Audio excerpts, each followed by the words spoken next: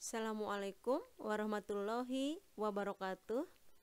Selamat pagi dan salam sejahtera untuk kita semua. Sahabat PHD, jumpa lagi bersama kami, SHMH Channel. Apa kabar sahabat PHD hari ini? Semoga di masa pandemi ini, sahabat semua senantiasa sehat dan sukses selalu dalam menjalankan aktivitas. Amin ya robbal alamin. Sebelumnya, kami juga mengaturkan terima kasih atas partisipasi sahabat PHD semua dimanapun kalian berada yang telah mendukung kami sampai hari ini. Semoga kami dan sahabat PHD semua terus bisa menyebarkan nilai kebermanfaatan melalui channel ini, memberikan inspirasi untuk negeri. Sahabat PHD yang berbahagia, dalam kesempatan kali ini kami mencoba mengupas materi tentang peraturan perundang-undangan di Indonesia. Namun, sebelum melanjutkan materi ini, jika tayangan video ini bermanfaat bagi sahabat semuanya, sudilah kiranya memberikan like, komen, share, dan subscribe ya.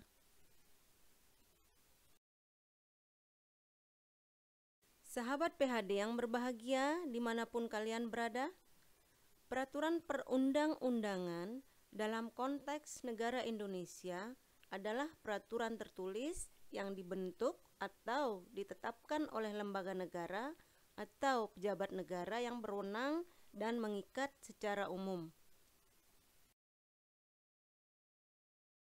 Adapun jenis dan hierarki peraturan perundang-undangan, hierarki maksudnya di sini adalah peraturan perundang-undangan yang lebih rendah tidak boleh bertentangan dengan peraturan perundang-undangan yang lebih tinggi. Berikut adalah hierarki peraturan perundang-undangan di Indonesia menurut Undang-Undang Nomor 12 Tahun 2011 tentang pembentukan peraturan perundang-undangan. Sahabat PHD, adapun hierarki peraturan perundang-undangan di Indonesia sebagai berikut.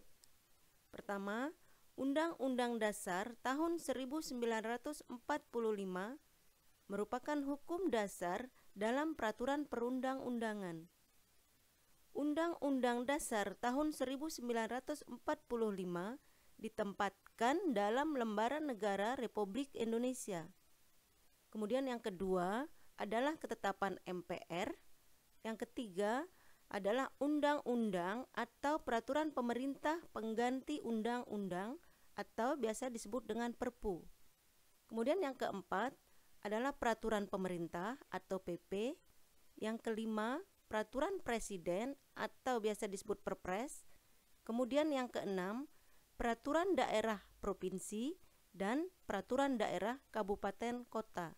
Dari peraturan perundang-undangan tersebut, aturan yang mengenai ketentuan pidana hanya dapat dimuat dalam undang-undang dan peraturan daerah, baik provinsi maupun kabupaten kota. Sedangkan peraturan perundang-undangan selain yang tercantum di atas, mencakup peraturan yang ditetapkan oleh Majelis Permusyawaratan Rakyat, Dewan Perwakilan Rakyat, Dewan Perwakilan Daerah, Mahkamah Agung, Mahkamah Konstitusi, Badan Pemeriksa Keuangan, Komisi Yudisial, Bank Indonesia, Menteri, Badan, Lembaga, atau komisi yang setingkat yang dibentuk dengan undang-undang atau pemerintah atas perintah undang-undang, Dewan Perwakilan Rakyat Provinsi, Gubernur, Dewan Perwakilan Rakyat Daerah, Kabupaten Kota, Bupati, Wali Kota, Kepala Desa, atau yang setingkat diakui keberadaannya dan mempunyai kekuatan hukum mengikat sepanjang diperintahkan oleh peraturan perundang-undangan yang lebih tinggi atau dibentuk berdasarkan kewenangan.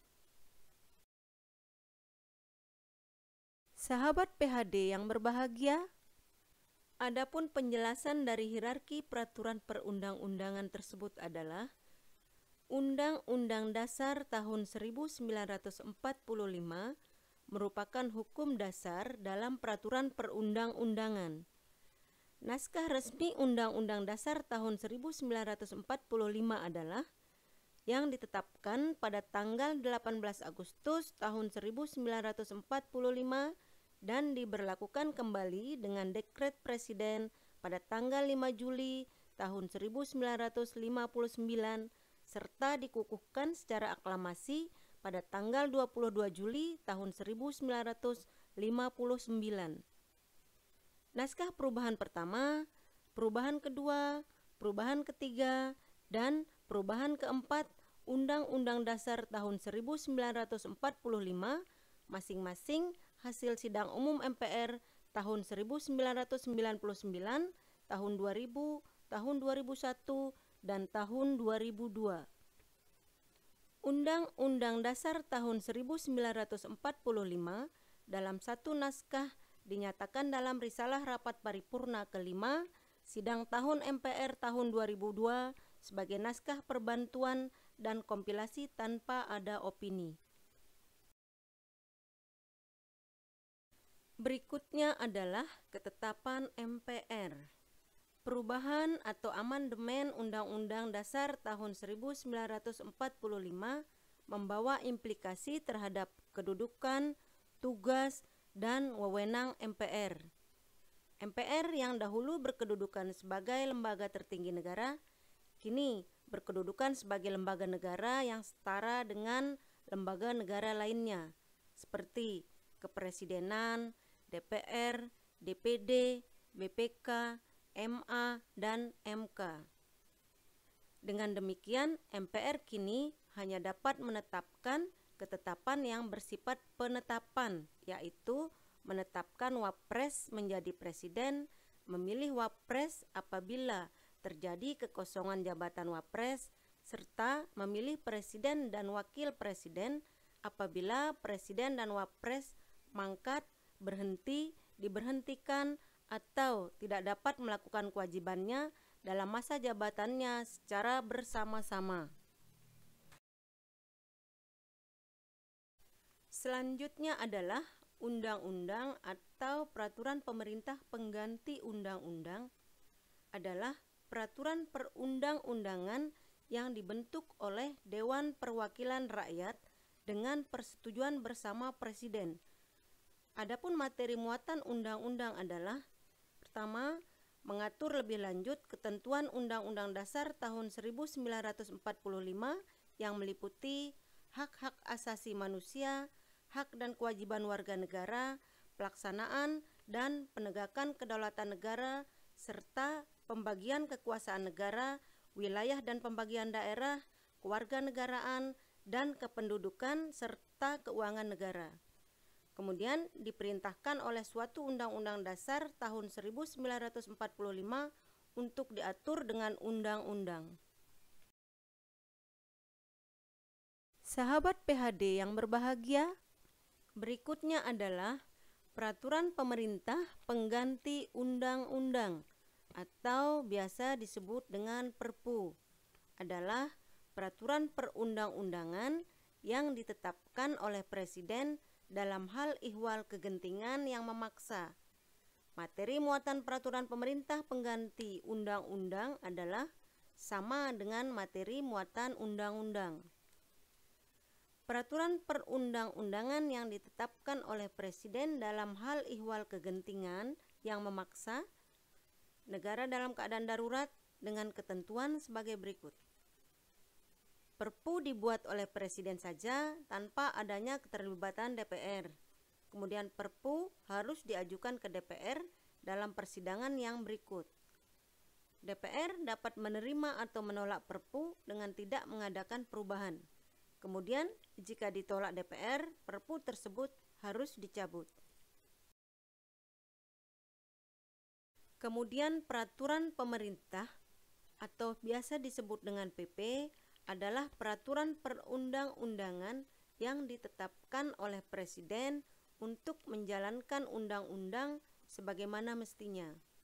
Materi muatan peraturan pemerintah adalah materi untuk menjalankan undang-undang sebagaimana mestinya. Peraturan Presiden atau biasa disebut Perpres adalah peraturan perundang-undangan yang dibuat oleh Presiden, yang materi muatan peraturan Presiden tersebut adalah materi yang diperintahkan oleh undang-undang atau materi untuk melaksanakan peraturan pemerintah. Berikutnya adalah peraturan daerah atau Perda. Peraturan daerah adalah peraturan perundang-undangan yang dibentuk oleh Dewan Perwakilan Rakyat Daerah dengan persetujuan bersama kepala daerah, gubernur, atau bupati wali kota. Materi muatan peraturan daerah adalah seluruh materi muatan dalam rangka penyelenggaraan otonomi daerah dan tugas pembantuan, dan menampung kondisi khusus daerah serta penjabaran lebih lanjut peraturan perundang-undangan yang lebih tinggi. Sahabat PHD yang berbahagia, berikutnya kita akan mengupas tentang penggunaan bahasa dalam pembentukan peraturan perundang-undangan. Bahasa peraturan perundang-undangan pada dasarnya tunduk kepada kaidah tata bahasa Indonesia, baik yang menyangkut pembentukan kata, penyusunan kalimat, teknik penulisan, maupun pengejaannya. Namun, bahasa peraturan perundang-undangan mempunyai corak tersendiri yang bercirikan kejernihan atau kejelasan pengertian, kelugasan, kebakuan, keserasian, dan ketaatan asas sesuai dengan kebutuhan hukum. Adapun penyerapan kata atau frase bahasa asing yang banyak dipakai dan telah disesuaikan ejaannya dengan kaidah bahasa Indonesia dapat digunakan jika kata atau frase tersebut memiliki konotasi yang cocok, lebih singkat bila dibandingkan dengan padanannya dalam bahasa Indonesia, mempunyai corak internasional, lebih mempermudah tercapainya kesepakatan, atau lebih mudah dipahami daripada terjemahannya dalam bahasa Indonesia. Selanjutnya tentang asas, ada 4 asas dalam peraturan perundang-undangan sebagai berikut. 1. Asas legalitas. 2. Asas hukum tinggi mengesampingkan hukum rendah atau lex superior derogat lex inferior. Kemudian asas hukum khusus mengesampingkan hukum umum atau lex specialis derogat lex general. Kemudian asas hukum baru mengesampingkan hukum lama atau lex posterior derogat legi priori. Kemudian terkait pengundangan, agar setiap orang mengetahuinya, peraturan perundang-undangan harus diundangkan dengan menempatkannya dalam lembaran negara Republik Indonesia, berita negara Republik Indonesia, lembaran daerah, atau berita daerah. Demikian pemaparan materi kita kali ini tentang peraturan perundang-undangan di Indonesia. Semoga tayangan ini bermanfaat dan dapat memberikan pemahaman sahabat PHD terkait produk hukum daerah di negeri kita tercinta ini. Semoga menjadi inspirasi untuk negeri. Sahabat PHD, jangan pernah berhenti untuk belajar dan berbuat baik, karena hidup ini tak pernah berhenti memberikan pelajaran dan kebaikan. Jika ada kritik, saran, dan pertanyaan dari sahabat PHD, silahkan bisa lewat kolom komentar atau email yang ada di deskripsi video ini. Follow juga medsos kami di bawah ini ya. Sampai jumpa lagi di video selanjutnya. Terima kasih. Assalamualaikum warahmatullahi wabarakatuh.